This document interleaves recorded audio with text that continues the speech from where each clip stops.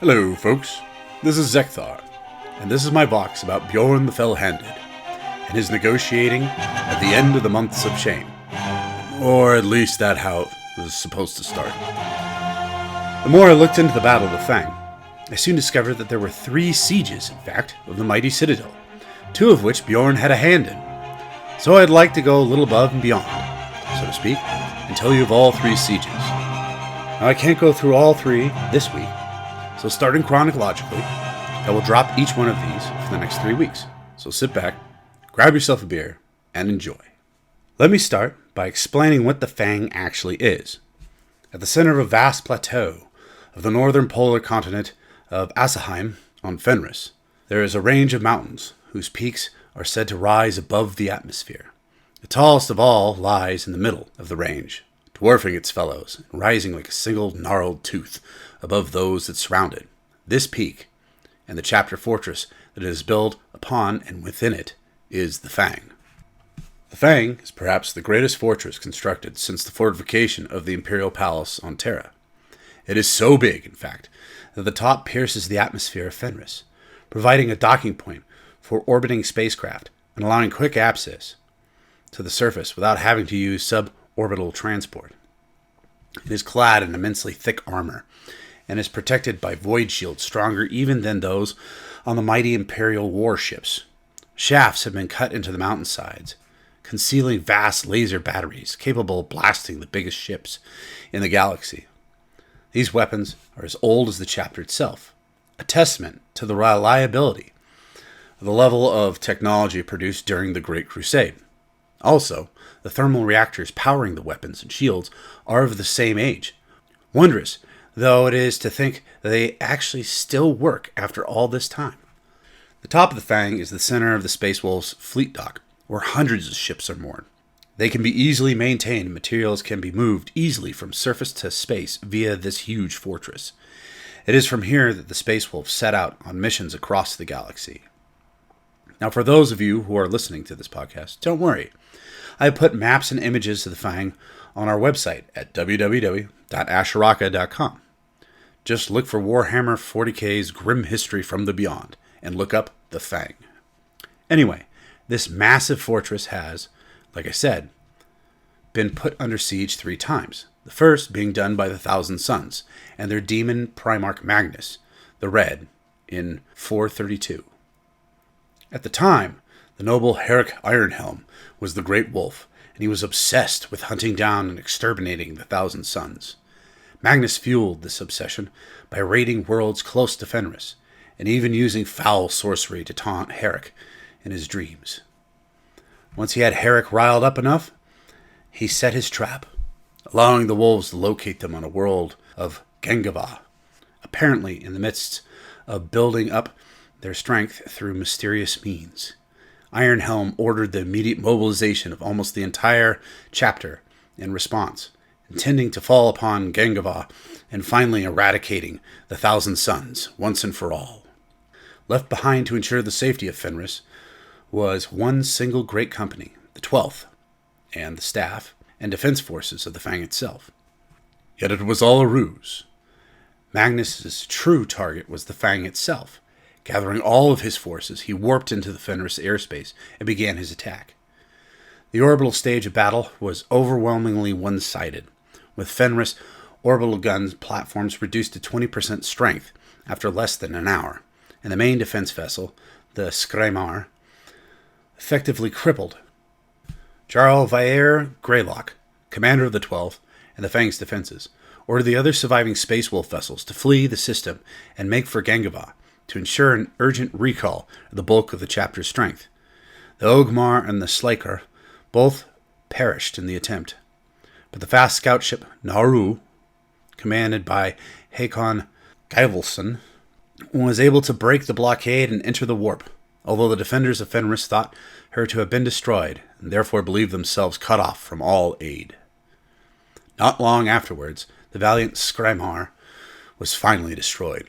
With her death, the Thousand Sons were able to establish an orbital blockade and begin the laborious process of landing their ground forces upon the death world of Fenris. After dropping troops on Fenris, The attack on the Fang proper began on the 8th day. Artillery and counter-artillery fire, followed up with demonstrations of psychic powers from both sides. The siege lasted for a short while before the Thousand Sons had knocked out enough of the Fang's guns to bring up their gate breakers, specially constructed demon engines that poured concentrated eldritch firepower upon one of the main entrances of the Fang itself, and broke through. The Spire Guards surged forward, but they were met at the very threshold by a sally led by Jarl Greylock, whose Astartes units proved superior to the mortals assaulting them. Eventually, however, the Space Wolves' forces had to retreat inside the walls, blowing up the entrance behind them, pressed as they were by the constant artillery barrage and the implacable advance of rubric marines. Upon this retreat, they awoke the dozen revered fallen, the dreadnoughts of the Space Wolves. Bjorn, upon being woken from his long slumber, led the defenders of the Fang. The defenders, upon Bjorn's recommendation, were split in two, each to guard one of the choke points designed into the Fang. Greylock, Bjorn, and Odain Sturmjart would command the force stationed at Borik's Seal, which protected the underground reactors, while Hraldr and Lauf Cloudbreaker would lead the 47 Astartes, 6 dreadnoughts, and as many mortals as possible in the defense of the Fang Thane, the entrance of the upper command areas. 10 days after the collapse of the gate, the Thousand Sons broke through. Spreading out into the fortress, they encountered the Space Wolves' choke points and engaged them in battle. While the Fang Thane echoed with intense gunfire and psychic exchange, the tunnel systems surrounding Borik's Seal forced the combatants into closer-ranged combat. These choke point battles raged continuously for several days, eating into the troops and resources on both sides. During that time, however, Hiram Afael, a Fell Thousand Son sorcerer, made sure the defensive wards of the Fang were continually located and destroyed, eventually weakening the anti-sorcery Masmia enough that Magnus the Red himself could finally manifest, using the unwitting Afael as his host. Magnus, having ordered Amuz Tamek to break orbit and lead the fleet away no matter what happened on the surface of Fenris, immediately made to execute his plan. His whole reason for instigating the invasion of Fenris in the first place, the destruction of Thar Hraldir's apothecariate, as well as his research and prototypes. The demon Primarch fought his way through the Fang Thane, killing all his attention fell upon. Thar Hraldir set up a defense of the Annalus, but immediately handed command over to the Bloodclaw Ogrim Rugger Vrafson, as he realized his gene seed work was in danger. Arriving at the labs, Hraldir discovered both a scene of devastation and the presence of Magnus himself. Everything related to Hraldir's project of creating viable Space Marine successor gene seeds was completely destroyed. Hraldir threw himself at the demon Primarch in a doomed close combat, and with his death the knowledge of how to reproduce the Space Wolves was lost to the Imperium. Magnus's principal goal of the campaign was achieved. But before Magnus could return to the body of his forces, who were still engaged at Borik's Seal and the Annulus, however, he was confronted by Greylock, Sturmjart, Bjorn, and the Wolfguard. The quintet of Astarte warriors eagerly engaged in battle.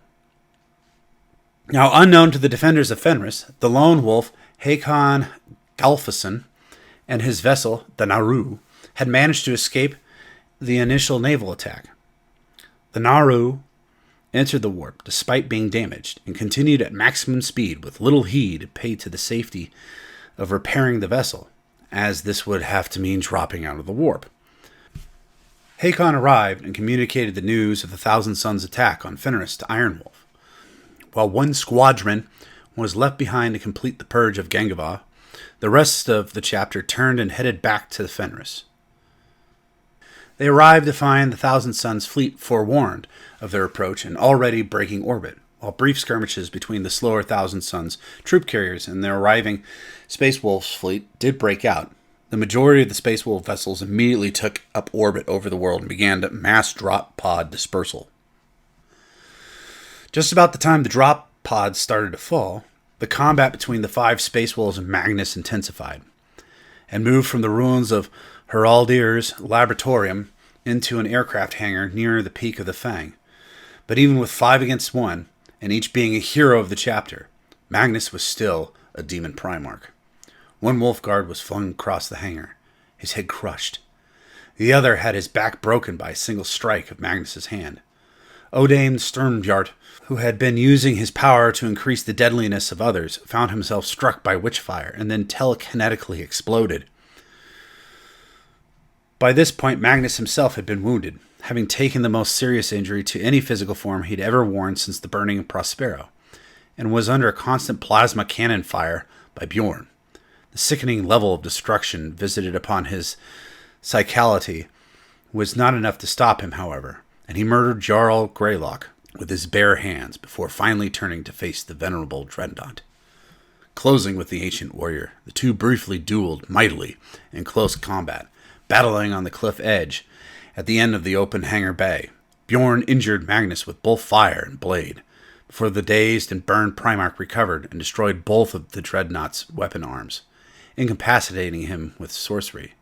Magnus paused, recognizing the aura of Bjorn's soul as one he had sensed on Prospero 1,000 years before. As he prepared to cast the ancient space wolf out into the abyss, the distracted Magnus was suddenly struck from above. Herrick Ironhelm had arrived, his drop pod purposely impacting on the very peak of the Fang itself. Ironhelm saw the duel raging on the edge of the mountain below him. Leaping downwards, he smashed onto the combatants, just as Magnus was preparing to kill the fell-handed, knocking all 3 of them off the cliff edge. The impact wounded Ironhelm, and took Bjorn out of the fight, but the most damage appeared to be suffered by Magnus the Red. The being that stood up before the great wolf on the hillside was no longer recognizable as the Primarch of the 1,000 Suns of old. Now Magnus appeared as a man shaped solid, coalescing of warp energy, the only clue to his identity being the single baleful glow of an eye that glared out at Ironhelm. It was at this point that Ironhelm assaulted him. Again, the demon Primarch, seemingly dazed and heavily injured, dueled hand to hand with an opponent for a brief time before summoning his sorcerous powers, striking Ironhelm down with a multitude of attacks. Magnus finally slew the great wolf. Magnus then vanished immediately after the death of Ironhelm. His retirement from the field was a signal to the sorcerers of the 1,000 Suns to quit the battle, and most of them succeeded to teleport or variously vanish from the Fang, along with the Rubakai. The 1,000 Suns fleet lingered just long enough to pick up some retreating Legion elements before jumping to warp. The mortal Spire Guard, along with most of their material, were simply abandoned to face the vengeance of the Velkath and Rika. Despite being mere human soldiery, it still took the Space Wolves 40 days to hunt down and exterminate all of them. With the burning of the last of their bodies, the Battle of the Fang was reckoned to be over. Jarl Arvik Karlskar became the Great Wolf of the chapter in the days that followed. His first task, the rebuilding of both the Fang and the 12th Great Company. Of the 12th itself, 22 Astartes survived the battle, 21 of those belonging to the force defending Borek's seal. The 22nd was Ogrim Rhaegar Raffleson, the Bloodcaw charged with holding the analyst by the wolf priest, Haraldir. He alone survived, where all others died. Herrick Ironhelm was interred with great honor in a tomb on the side of the Fang. His tomb became a regular pilgrimage site for the chapter's rune priest, who are reminded not only of Ironhelm's valor, but also the folly of trusting visions granted by chaos. Of Haraldir and his experiments, nothing was salvageable. Therefore, whilst the Battle of the Fang is reckoned to be a terrible defeat for the 1,000 Suns, Magnus achieved his purpose. The Sons of Rust project would not rise again, and there would never be any successors born to the Space Wolves. The battle robbed the chapter of their possibility to reproduce, spread, and grow in power, and potentially strike a devastating blow against the forces of chaos. However, it did not even come close to destroying them, and the recovery from it was assured. For the 1,000 Suns, it was another matter entirely. Their legion was thrown almost everything into the battle, and lost almost as much. Apart from their fleet, the remaining non-Astarte legion resources were used up and cast away. Several of the remaining senior figures in the legion were lost, encouraging the breaking down of the command tree, and the retreat was scattered and piecemeal.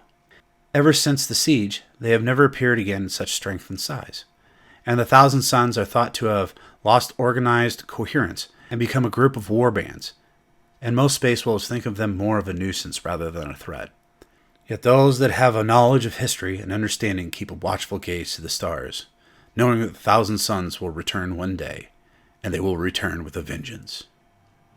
Hope you enjoyed this tale of the first Siege of the Fang. Tune in next time for the second siege during the time of the Plague of Disbelief. And as always, tune in on Tuesdays for Yuxin and myself as we continue the histories of the Space Wolves. Until next time, this is Zeckthar, signing off.